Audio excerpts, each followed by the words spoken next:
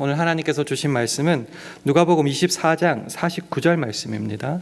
볼지어다 내가 내 아버지의 약속하신 것을 너희에게 보내리니 너희는 위로부터 능력을 입히울 때까지 이 성에 유하라 하시니라. 아멘. 오늘은 교회력으로는 성령 강림절입니다. 영어로 펜테코스트라고 하죠. 예수님께서 부활하신 후 50일째, 예수님 승천하신 후 열흘째 되는 날, 마가의 다락방에 120 문도가 모여서 전심으로 기도할 때에 성령이 강림하신 것을 기념하는 날입니다. 우리 개신교에서는 성탄절, 부활절과 함께 3대 절기 중에 하나로 우리가 지키고 있는데요. 펜테코스트라고 했을 때 이것은 50을 뜻하는 말입니다.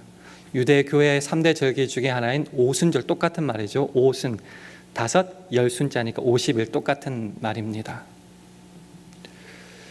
예수님은 승천하시기 전에 그 사도들과 제자들에게 이렇게 말씀하십니다. 예루살렘을 떠나지 말고 내게 들은 바 아버지의 약속한 것을 하신 것을 기다리라. 그래서 그 명령을 붙잡고 제자들은 순종하고 기다렸습니다. 특별히 오순절을 맞아 마가의 다락방에 모였던 120명의 제자들에게 성령 충만이 임했습니다. 그 모습을 우리 성경을 통해 한번 확인해 보겠습니다. 사도행전 2장 1절에서 4절 말씀 한 절씩 교독합니다. 오순절 날이 이미 이름에 저희가 다 같이 한 곳에 모였더니 호련히 하늘로부터 급하고 강한 바람 같은 소리가 있어 저희 앉은 온 집에 가득하며 불의 혀같이 갈라지는 것이 저희에게 보여 각 사람 위에 임하여 있더니 저희가 다 성령의 충만함을 받고 성령이 말하게 하심을 따라 다른 방언으로 말하기를 시작하니라.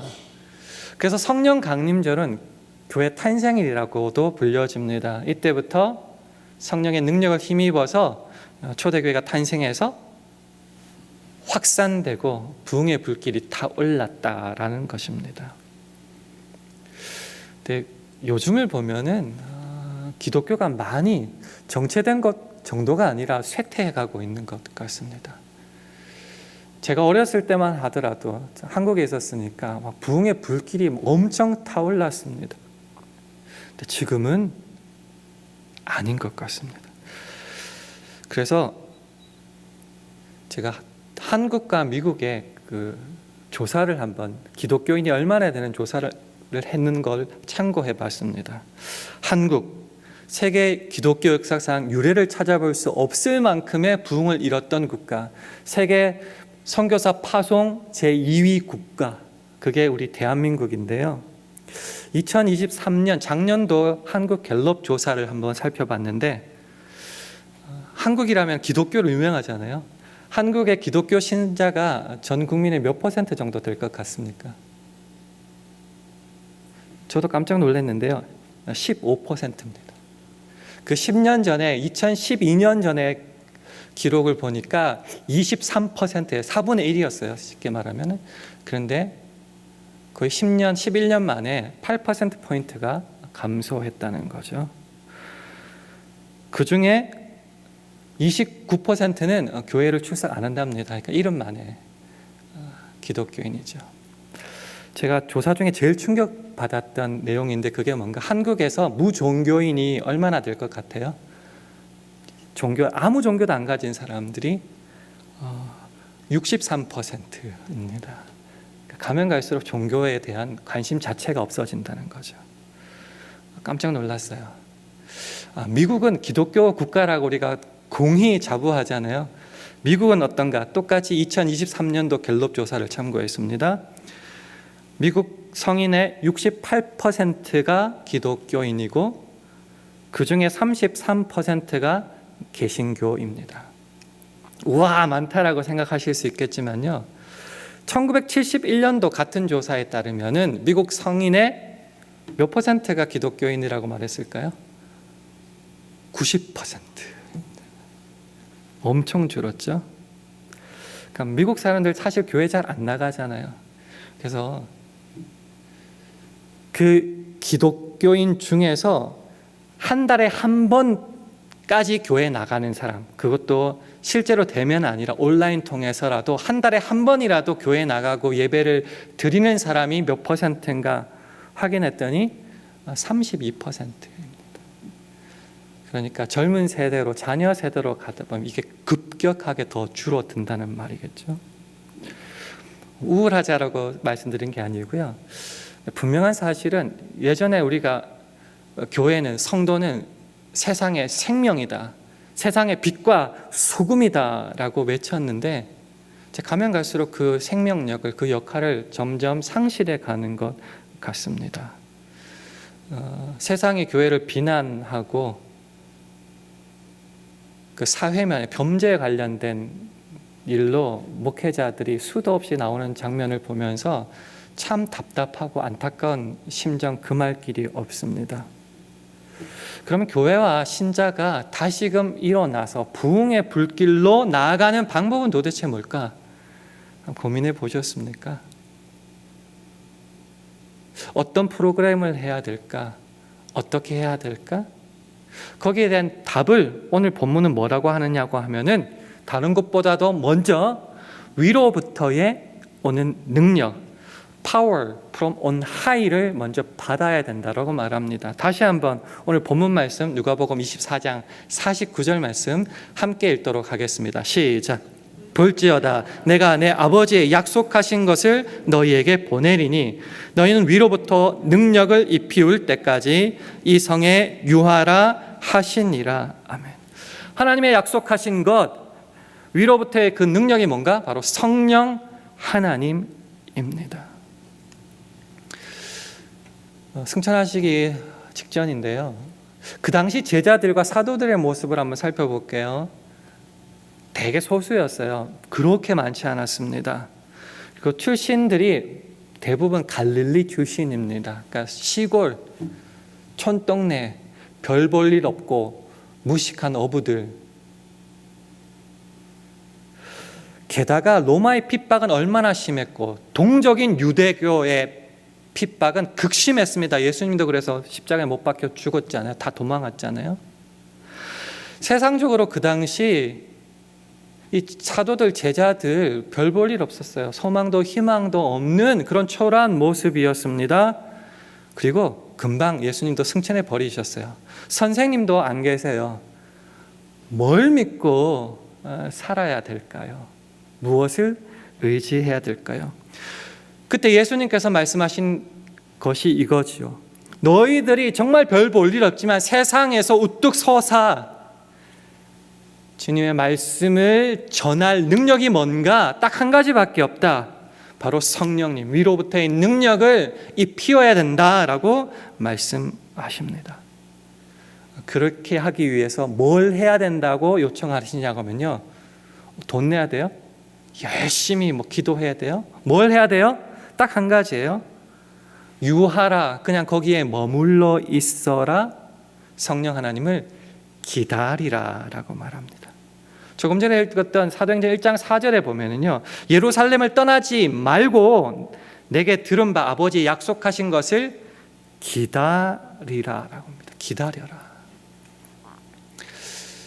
우리가 주님께로부터 받은 사명이 있어요. 뭐 하라고 시키신 그 명령이 있죠. 사명이 있는데 이 사명을 가지고 먼저 우리가 생각하는 것은 어떻게 빨리, 어떻게 잘 해낼까라는 데 우선적으로 관심을 가집니다. 내가 가진 것으로 도대체 어떻게 해야지 이것을 잘 감당하고 칭찬받고 열매 맺을 수 있을까? 예수님은 말씀하시죠. 그것보다 먼저 선행해야 될 것이 있는데 그 사명을 감당할 성령 하나님을, 성령의 능력을, 성령의 충만을 먼저 받아야 되니 설레발치지 말고 기다려라 라고 말씀하십니다. 왜 성령을 받기 위해서 기다려야 될까요? 사실 소수였지만 그 사도들, 제자들을 오늘날로 치면요, 거의 담임 목사급 아닙니까? 리더십을 가진 지도자들 아니었습니까? 3년 동안 예수님으로부터 직접 가르침을 받고 직접 보고 배웠던 숙식까지 같이 했던 사람들 아닙니까? 그럼 지금이라도 당장 나가서 하면은 뭔가 불이 떨어질 것 같은데 왜 기다리라고 말씀하실까요? 답은 심플합니다. 그 사도들과 제자들의 확장시키면 저와 여러분이 가지고 있는 그 힘과 능력과 열심으로는 복음을 제대로 증거할 수도 없고 부흥을 일으킬 수도 없기 때문이다. 그럼 뭐로 가능하다고요? 위로부터 내리는, 우리에게 부어주시는, 은혜로 선물로 주시는 성령 하나님의 그 충만하심, 그 능력을 받을 때야만이 우리 어떤 것과 상관없이 그 모든 것이 가능하다라는 겁니다. 교회와 신자들의 붙잡을 유일한 능력, 근원, 바로 성령 하나님이라는 거죠. 우리가 잘 아는 사도행전 1장 8절이 말하죠. 오직 성령이 너에게 임하시면, 이게 전제죠. 오직 성령이 너에게 임하시면 너희가 권능을 받고 예루살렘과 온 유대와 사마리아 땅끝까지 이르러 내 증인이 되리라. 선제 조건이 뭐죠? 오직 성령이 너에게 임하시면 어떻게 된다고요? 권능을 받는데요. 그럴 때야 비로소 증인이 될 수 있다. 예수님께서 요한복음 14장 26절에 이렇게 말씀하십니다. 보혜사 곧 아버지께서 내 이름으로 보내실 성령, 그가 너희에게 모든 것을 가르치시고 내가 너희에게 말한 모든 것을 생각나게 하시리라. 누가요? 성령님이 우리에게 오셔서 임하셔 충만케 하실 때 가능하다. 사명을 감당하기에 앞서 우리의 열심과 우리의 각오를 새롭게 하기 이전에 성령 하나님만 바라고 사모하고 그분께 우리의 모든 시선을 고정시킬 수 있을 때에 그때 성령님이 임하셔서 우리로 그 사명을 넉넉히 감당하게 하신다라는 겁니다. 반대로 설명하면은 성령님 없이 나간다면은 아주 좋은 경우 한번 생각해 볼까요? 돈도 충분히 있고 사람도 정말 많고 다 훈련 다 받았고 다 기도 열심히 하는 사람이다 할지라도 하나님을 온전히 순종하고 그 명령을 따라 행하기에 부족하다, 감당할 수 없다, 이런 말입니다. 선교사님들이 롤 모델로 삼는 성경의 인물이 있습니다. 누굴까요? 사도 바울이죠. 세계 선교를 향하여 그 유대 땅의 그 지역 종교를 세계 종교로 선포하게 된 원동력이 누구냐? 바로 사도 바울 아닙니까? 근데 그 사도 바울 아시다시피 정말 똑똑했어요. 학벌적으로 대단했습니다. 근데 그가 고린도전서 2장 4절에 이렇게 고백합니다. 화면을 보시면서 함께 읽겠습니다. 시작. 내 말과 내 전도함이 지혜 권하는 말로 하지 아니하고 다만 성령의 나타남과 능력으로 하여. 조금 쉽게 세 번역을 가져왔어요. 제가 한번 읽어보겠습니다. 나의 말과 나의 설교는 지혜에서 나온 그럴듯한 말로 한 것이 아니라 성령의 능력이 나타낸 증거로 한 것입니다. 이 개념을 아시겠어요? 오늘날만 설교학 최고 유명한 교수님한테 배웠고 트레이닝 잘 받았고 이제까지 효과도 너무너무 좋아서 그냥 내가 배웠던 거 경험 그 하던 가닥대로 하지 않았다. 왜요? 그렇게 하면 아무것도 안 되니까요. 그럼 내 말과 내가 전도하는 그 모든 것은 뭐로부터 된 거라고요? 다만 성령의 나타남과 능력으로 하였다. 성령님 아니시면 난 아무것도 아닙니다라는 고백을 그 잘났던 사도 바울이 했다라고 하는 겁니다. 오늘날로 한번 눈을 한번 돌려봤으면 좋겠습니다. 초반에 갤럽 연구 조사 그거 들려드렸던 이유는 한 가지, 세상이 점점 악해진다라는 겁니다. 이런 범죄가 일어날 수 있을까라는 것들이 지금은 너무 버젓하게 대낮에 일어나고 있습니다. 그러니까 교회 용어 부흥을 한번 써보면은 날이 가면 갈수록 죄악이 부흥하고 있습니다. 이거 되게 답답한 심정이지요. 그래서 CCC 대학생 선교회를 창립한 빌 브라이트 박사는 이렇게 설명했습니다. 내 힘으로 신앙생활을 한다는 것은 어려운 것이 아니라 불가능한 것이다, 이렇게 설명했습니다. 다시 한번 설명드려 볼게요. 내 힘으로 신앙생활을 하는 것은 어려운 것이 아니라 불가능한 것이다. 주의 능력 없이, 성령님 없이 내 힘으로 살아간다는 것은 어림도 없는 일이다라는 거죠. 그러면 우리 보고 살지 말란 말입니까? 그럼 도대체 어떻게 신자로서 이 땅을 살아가야 한다는 말입니까? 질문할 수 있겠죠. 이에 대한 답으로 에베소서 5장 18절을 함께 나누고 싶습니다. 화면을 보시면서 함께 읽겠습니다. 시작. 술 취하지 말라. 이는 방탕한 것이니 오직 성령의 충만을 받으라. 이 땅 그냥 흘러가는 대로 술 취한 것처럼 이렇게 살아가지 말고 오직 성령의 충만을 받아서 주의 뜻이 무엇인가 이해하면서 잘 살아라는 거죠. 방금 읽었던 구절에 대해서 잔 스타트 목사님은 이렇게 좀 설명을 했습니다. 좀 제가 가져와 봤어요. 이 문장은, 이 성경 구절은 문장 구조상 4가지의 특징을 가지고 있대요. 명령문이고 복수형이고 수동태고 현재형이다라는 겁니다. 설명을 조금 더 드릴게요. 명령문이라는 것은 뭐냐고 하면요, 성령 충만을 받으라라고 했으니까 성령 충만은 심심하거나 기분이 좋으면 받고 아니면 말고가 아니라 무조건 받아야 된다. 그래서 이건 명령문이라는 겁니다. 성령 충만은 신자라면 무조건 받아야 된다는 거예요. 두 번째는 복수형이라는 겁니다.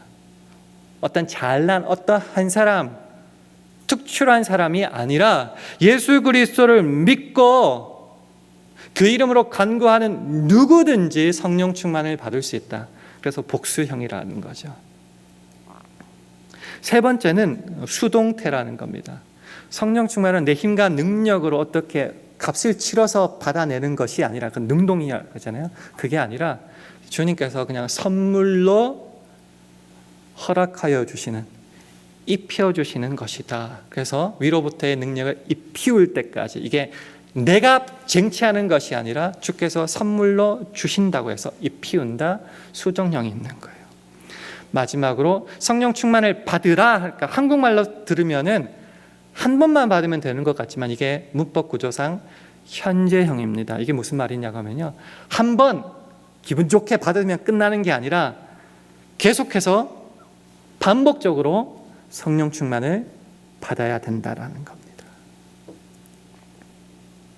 여러분에게 한번 질문 던져볼게요. 여러분은 성령 충만에 관심이 있으십니까? 내 힘으로 안 되는 것을 깨달았을 때에 성령 하나님 내게 임하여 주옵소서, 성령 충만을 임하여 주옵소서, 그렇게 사모하고 간절하게 하나님께 나아가고 있습니까? 아니면 일 잘하는 몇 명만 하면 되고 나는 왜 굳이라고 생각하십니까? 사도행전 19장에 보면요, 사도 바울이 에베소에 가서 제자 몇몇을 만났습니다.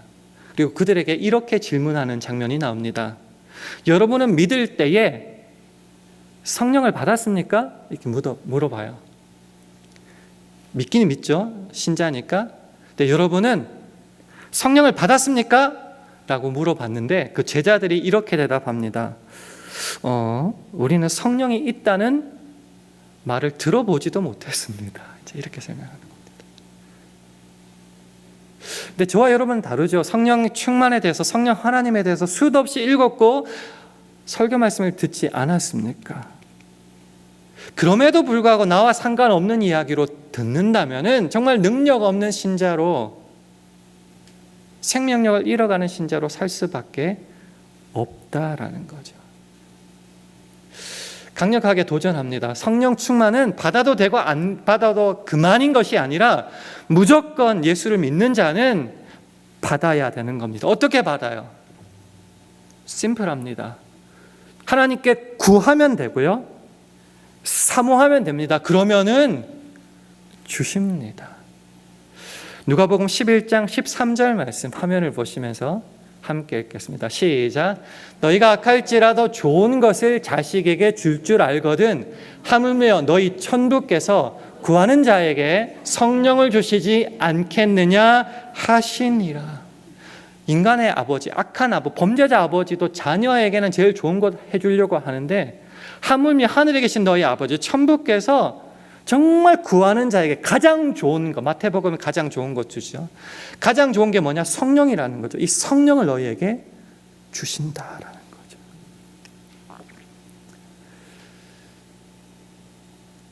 위로부터의 능력을 입힐 때까지 머물라 기다리라고 하셨던 그 명령을 받았던 사도들 제자들은 어떻게 했습니까? 사도행전 1장 14절에 따르면은 더불어 마음을 같이하여 전혀 기도에 힘쓰니라. 같이 모였어요. 그리고 전적으로 기도에만 힘썼습니다. 내가 어떻게 할 수 있는 게 아니잖아요. 주님 간구합니다. 예수님도 승천하시고 우리 겁도 많고 어떻게 할지 모르겠습니다. 성령님이 오시면 우리는 할 수 있습니다. 약속하시지 않았습니까? 그 약속을 붙잡고 기도할 때에 마침내 그들에게 오순절날 임했다라는 겁니다. 성령 강림절을 맞이한 여러분에게 한번 권면합니다. 예수 믿는 자로서 능력 있게 살고 싶지 않습니까?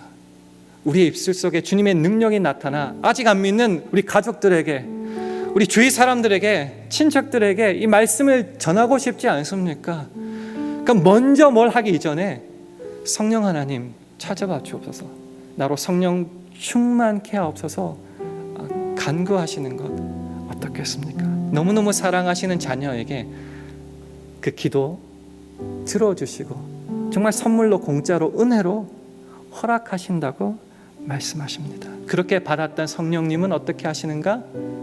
영원토록 저와 여러분과 함께 계신다고 말합니다. 요한복음 14장 16절 말씀 마지막으로 화면 보시고 함께 읽겠습니다. 시작. 내가 아버지께 구하겠으니 그가 또 다른 보혜사를 너희에게 주사 영원토록 너희와 함께 있게 하시리니. 이 말이 무슨 뜻입니까? 이 험한 세상, 거칠은 세상, 소망 없는 세상이라고 말하지만 그 성령님께서 영원토록 우리와 함께 하셔서 이 험한 세상도 그 어디나 하늘나라를 경험하며 살 수 있게 해 주신다라는 거죠. 능력 없어, 힘이 없어, 뭐가 없어서 눈물을 흘리며 기도할 때 똑똑 내가 있잖아, 같이 가자라고 언제든지 함께 해 주신다고 하는 겁니다. 그러니 혹시 힘들어서 주저앉으신 분, 세상에 너무 악하고 힘들다고 포기하신 분, 나 같은 존재를 통해서 뭘 하실 수 있을까 하나님께 원망하는 분들 다 내려놓고 하나님께 기도합시다. 내게 성령 충만을 허락하여 주옵소서. 위로부터의 능력을 입혀 주시옵소서. 그 믿고 기도할 때에 그 성령 충만이 초대교회 제자들에게 임하였던 것처럼 저와 여러분에게 임하실 줄 믿습니다. 그 능력을 받을 때 우리는 주의 증인으로서 이 땅을 온전하게 설 수 있게 되는 겁니다. 이 말씀을 기억하고 성령 충만을 받아 주께서 기뻐하시는 증인의 삶을 살 수 있기를, 그런 저와 여러분 되기를 주님의 이름으로 축원합니다. 말씀을 기억하고 오늘 이곳에 계신 성령님 함께 찬양하겠습니다.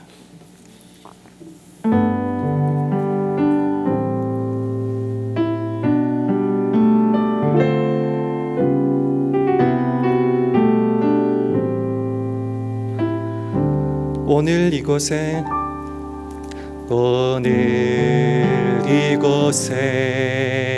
계신 성령님, 우리에게 말씀하시고 우리를 가르치소서. 닫힌 우리 맘 열어주시고 주의 빛으로 밝혀 우리를 인도하소서. 다시 한번 오늘 이곳에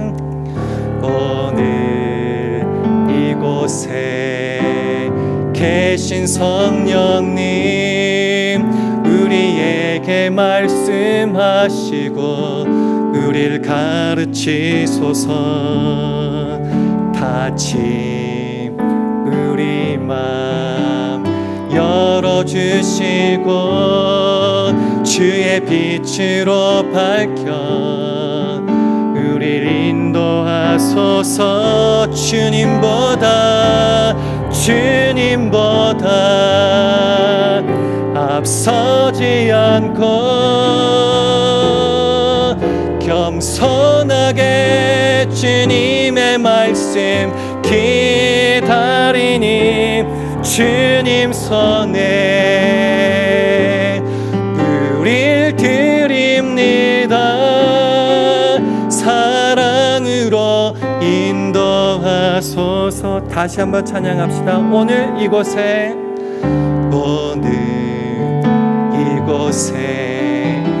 계신 성령님 우리에게 말씀하시고 우리를 가르치소서.